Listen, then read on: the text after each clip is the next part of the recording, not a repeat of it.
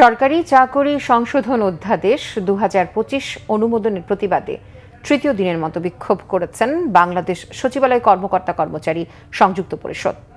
নিবর্তনমূলক ও কালা কানুন আখ্যায়িত করে এই অধ্যাদেশ প্রত্যাহারের দাবি জানিয়ে আসছে সংগঠনটি।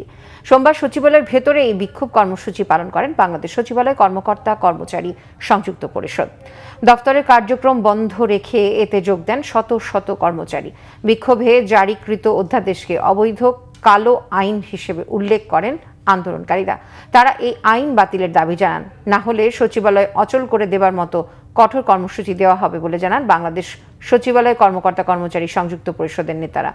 আন্দোলনরত কর্মচারীরা অভিযোগ করেন, 4.5 দশক আগের বিশেষ বিধানের কিছু নিবর্তনমূলক ধারা সংযোজন করে এই অধ্যাদেশটি করা হচ্ছে।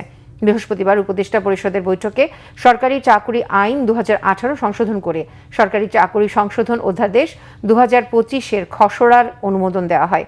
পরে রোববার রাতে এই সংক্রান্ত অধ্যাদেশ জারি করা হয়।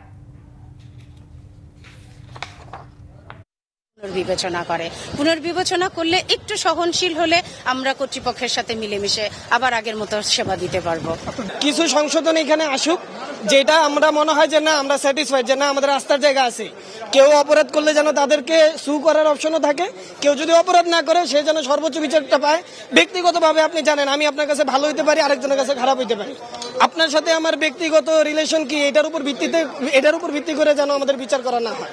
8 দিনের নোটিশে আপনার চাকরি হবে। আমি এখানে আবেদনও করতে পারবো না যে আমার এটা রাইট না রং। হ্যাঁ, এটা কেমন? এটা তো একটা পুরো স্বৈরাচারী একটি, যেটা দেশের 51 বছর ইতিহাস এটা হয় নাই। এখন কেন এটা হঠাৎ করে এরকম রাতের অন্ধকারে এটা করা হবে? আপনারাই চিন্তা করেন যে এটা কেন করা হবে।